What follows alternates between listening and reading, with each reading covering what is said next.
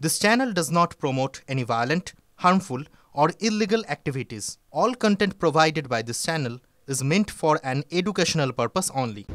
আরো একটা খুন হয়ে গেল ভাটপাড়ায়। খুনটা কেন হলো?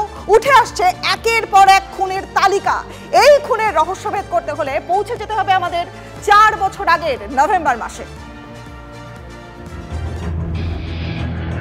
চায়ের দোকানে খুন তৃণমূল নেতা। কে খুন করলো, কেন খুন করলো? নৈহাটির তৃণমূল সাংসদ পার্থ ভৌমিকের আঙুল জেলবন্দি পঙ্কজ সিং এর দিকে। যে মেরেছে সে একটা সময় আমারই দলের এক সহকর্মীকে মার্ডার কেসে জেলে আছে। তার নাম হচ্ছে পঙ্কজ। পঙ্কজ হচ্ছে অর্জুন সিং এর খুব ঘনিষ্ঠ লোক। জগদ্দলের তৃণমূল বিধায়ক সোমনাথ শ্যামের আঙুলও পঙ্কজের দিকে। সালাউদ্দিন আনসারির খুন করার পরেই পঙ্কজ অ্যান্ড টিম তারা পালিয়েছিল, অ্যারেস্ট হয়েছিল, বেলে এসেছে, বেলে এসে আবার এই ঘটনাটা ঘটিয়েছে। কে এই পঙ্কজ? 2023 নভেম্বরে জগদ্দলে খুন হয় ভিকি যাদব নামে এক তরুণ। 2021 মে মাসে আকাশ যাদব খুন মামলার সাক্ষী ছিল ভিকি খুনে মূল অভিযুক্ত এই পঙ্কজ সিং। তবে নিহত তৃণমূল নেতা অশোক সাউয়ের ভাই প্রদীপ সাউয়ের দাবিতে উঠে এসেছে অন্য এক আকাশের যোগ। 2020 নভেম্বরে পিটিয়ে খুন আকাশ প্রসাদ নামে এক তরুণ। আকাশ প্রসাদ খুনে অন্যতম অভিযুক্ত তৃণমূল নেতা অশোক সাউ। সেই সময় তৃণমূলের ওয়ার্ড কমিটির সভাপতি ছিলেন অশোক। 2023 ফেব্রুয়ারিতে অশোকের ওপর হামলা চালায় আকাশের ভাই সুজল। পুলিশের কাছে সুজল স্বীকার করে খুন করতেই হামলা করেছিল। 1.5 বছর পর জামিনে মুক্ত সুজল রায় ফের হামলা চালিয়েছে দাবি নিহতের ভাইয়ের। ওইখানেই থাকে সুজল আছে, সুজল প্রসাদ আছে, সুজল পাসওয়ান আছে, সাহিল আছে। কারণ আছে, অনেক কারণ আছে। টাকা ইনকাম আছে থানায়, ওই ভাটপাড়া এই থানা ইনকাম আছে তো। তবে কি আকাশ যাদব খুনেরই বদলা? ইঙ্গিত পুলিশ কমিশনারের কথাতেও। অশোক শাহ উপরে ফেব্রুয়ারি 2023-এ একটা ঘটনা হয়েছিল। সেই ঘটনায় সূত্রপাত যেটা আকাশ মার্ডার আমাদের হয়েছিল তার সঙ্গে ছিল। তার মধ্যে আকাশে ছোট ভাই যেটা আছে সুজলে আমরা ইনভলভমেন্টটা পেয়েছিলাম। আমরা 4 জনকে বিরুদ্ধে চার্জশিট করেছিলাম। এখন আপাতত ওই 4 জন বেলে আছে। ভাইদের কাজ দাবি ব্যারাকপুরের প্রাক্তন সাংসদ অর্জুন সিং এরও। কিছুদিন আগে আকাশ বলে একটা গুন্ডাকে এই লোহাচোর যে সোমনাথ শ্যাম আছে তার রাইট হ্যান্ডকে মেরেছিল, আবার তৃণমূলই করে পিটিয়ে মেরে দিয়েছিল। তাদের ভাইরাই মার্ডারটা করেছে। তৃণমূলের গোষ্ঠীদ্বন্দ্ব, মানে গোষ্ঠীদ্বন্দ্বকে বন্ধু দ্বন্দ্ব। দ্রুত রহস্যের সমাধান হবে দাবি পুলিশের। এই ঘটনার পেছনে কারা আছে আমাদের যাঁচটা যে আছে এখনই স্টার্ট হয়েছে। বাট আমাদের পূর্ণ দৃঢ় বিশ্বাস আমরা খুব তাড়াতাড়ি এই ঘটনায় কিনারা করতে পারব। সে না হয় হবে, কিন্তু এই গোলাগুলি বোমাবাজি থামবে কবে? অনন্ত চট্টোপাধ্যায়ের রিপোর্ট, TV9 বাংলা। পুরসভা 24 ঘন্টা সার্ভিস দিতে পারবে না। 24 ঘন্টা সার্ভিস নিতে হলে 3 থেকে 4 গুণ ট্যাক্স দিতে হবে। হুঁশিয়ারি পুরো চেয়ারম্যানের। যদি কেউ ভাবে যে 2000 টাকা ট্যাক্স দিয়ে সারাদিন নোংরা ফেলবে, তাহলে সেই সব বাড়িকে বয়কট করা হবে পৌরসভার পক্ষ থেকে। হুঁশিয়ারি দিলেন চেয়ারম্যান। সিসিটিভির মাধ্যমে এলাকা চিহ্নিত করে সার্ভিস ট্যাক্স 4 গুণ করা হবে। মন্তব্য বহরমপুর পৌরসভার চেয়ারম্যান নারুগোপাল মুখার্জির। আর এই নিয়ে সরব হয়েছে বিরোধীরা। ভয় দেখাতে হুঁশিয়ারি চেয়ারম্যানের তোপ দাগছেন বিরোধীরা। এখানে তা প্রত্যেক দিন তাদের 2 ঘন্টা 3 ঘন্টা ডিউটি। একটা হরিজন ভাইয়েরা ওটা দিনে 7 ঘন্টা ডিউটি করে 8,000-10,000 টাকা মাইনা পায়। তাদের পক্ষে 24 ঘন্টা সার্ভিস দেওয়া সম্ভব না।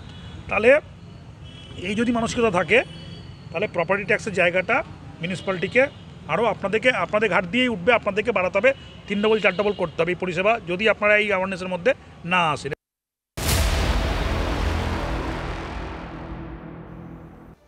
চলুন এবার ট্যাপ কেলেঙ্কারির খবরে নজর রাখবো। কারণ এবার ট্যাপ কেলেঙ্কারিতে কানেকশন কোথায়? চোপড়া। গ্রেফতার করা হলো 2 জনকে। সরসুনা থানায় দায়ের করা হয়েছে মামলা, এবং সেই মামলার ভিত্তিতে কলকাতা পুলিশের জালে 2 জন অভিযুক্ত। ধৃতদের 3 দিনের ট্রানজিট রিমান্ডে পাওয়া গেছে। কমিশনের ভিত্তিতে এদের ব্যাংক অ্যাকাউন্ট ব্যবহার করা হয়েছে বলে প্রাথমিকভাবে জানতে পেরেছেন লালবাজারের গোয়েন্দারা।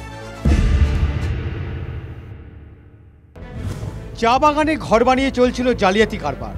আধার কার্ডের তথ্য হাতিয়ে জালিয়াতি চক্রের হদিশ পাওয়া যায় উত্তর দিনাজপুরের চোপড়ায়। ওই একই চক্র ট্যাব কেলেঙ্কারিতেও যুক্ত কিনা তারই তদন্তে নামে লালবাজার।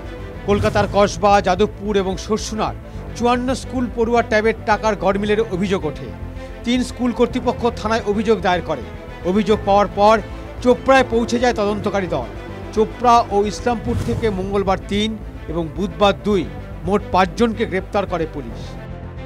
আজকে চোপড়া থেকে বিভিন্ন স্টেটে চলে যাচ্ছে এবং এটা তো একটা বিরাট লিঙ্ক রয়েছে, এখানে হেডমাস্টার মশাই জড়িত। তাহলে আপনি কি করবেন? আপনি কি করবেনটা কি? আজকে হেডমাস্টার কি আছে? আপনি যারা করছে আপনি বলুন the status of the person who have been arrested তারা কারা, কিন্তু মেইন যারা রুট তারা কি অ্যারেস্ট হয়েছে? চোপড়ায় বিস্তর অংশে কৃষিকাজ হলেও অনেকটা এলাকা কিন্তু চা বাগানে ঘেরা।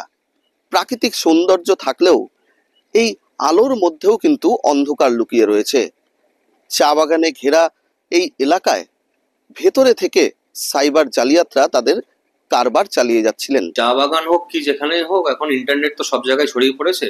আর এখন ম্যাক্সিমাম ছেলে মেয়েদের বা লোকেদের ঘরে ঘরে মোবাইল আছে, স্মার্টফোন আছে, 5G কানেকশন, 4G কানেকশন আছে।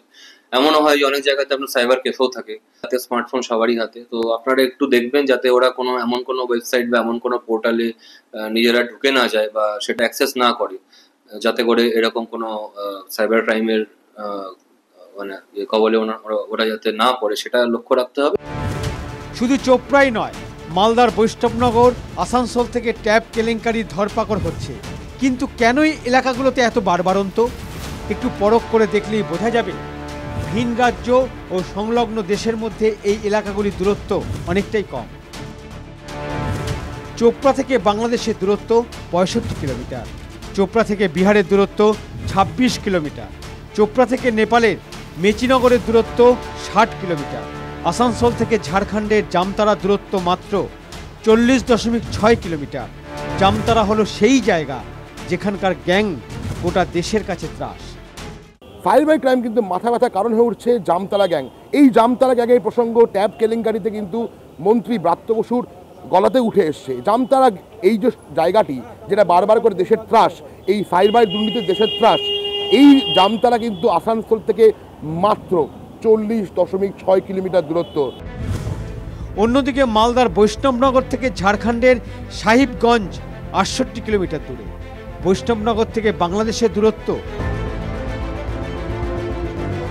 জালিয়াতি করা হয়েছে ট্যাব কেনার সরকারি টাকায়। পূরণের আগেই ভঙ্গ হয়েছে তরুণের স্বপ্ন।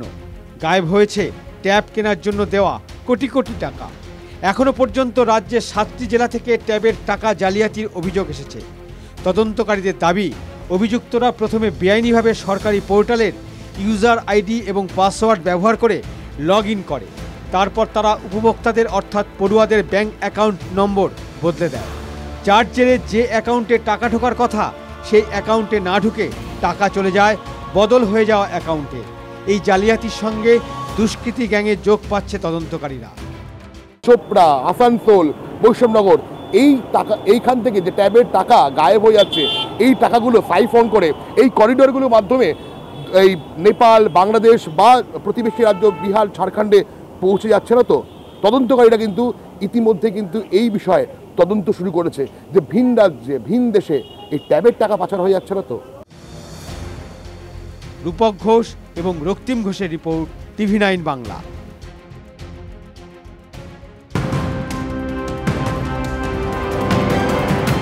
এবার নজর রাখবো এই মুহূর্তের ব্রেকিং নিউজে। জম্মু কাশ্মীরের কুলগামে বাহিনীর অপারেশন, সন্দেহভাজন জঙ্গিদের খোঁজে তল্লাশি।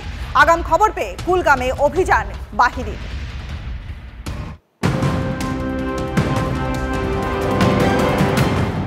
হরিশ্চন্দ্রপুরের বারদুয়ারি যাওয়ার রাস্তায় পেট্রোল পাম্পের পাশে 4 বিঘা জমি। সেই জমি স্থানীয় বাসিন্দা প্রেমলতা মণ্ডলের বলে দাবি। তার স্বামীর দীর্ঘদিন আগে মৃত্যু হয়েছে। 3 মেয়েকে নিয়ে সংসার। মেয়েদের ভবিষ্যতের জন্য তার এই জমিই একমাত্র সম্বল। অভিযোগ, জমি মাফিয়ারা তার জমি দখল করে নেয়। নিজের জমি ফেরত পেতে আদালতের দ্বারস্থ হন প্রেমলতা। সেই মামলা বিচারাধীন। আদালত ওই জমিতে কোনো রকম নির্মাণ করার ওপর নিষেধাজ্ঞা জারি করেছে। সেই নির্দেশকে অমান্য করে নির্মাণের চেষ্টা করা হয়। বাধা দিতে গিয়ে আক্রান্ত মহিলা হরিশ্চন্দ্রপুর থানায় অভিযোগ দায়ের করেন প্রেমলতা। অভিযোগ থানায় করেছি, থানা কোনো কাজ করছে না। যখন থেকে মাটি ভরছিল তখন থেকে আমি অভিযোগ করে আছি, কোর্ট কেস করেছি। তৃণমূলের অভিযোগ, পঞ্চায়েত সমিতি কংগ্রেস সিপিএম জোটের দখলে কংগ্রেস আশ্রিত দুষ্কৃতীরা জমি দখল করেছে বলে অভিযোগ। অন্যদিকে বিজেপির অভিযোগ, কংগ্রেস থেকে তৃণমূলের জন্ম। একের পর এক জমি দখল করছে তৃণমূল। এই জমিকে ঘিরে চলছে রাজনৈতিক তরজা। মালদা থেকে শুভতোষ ভট্টাচার্যের রিপোর্ট, TV9 বাংলা।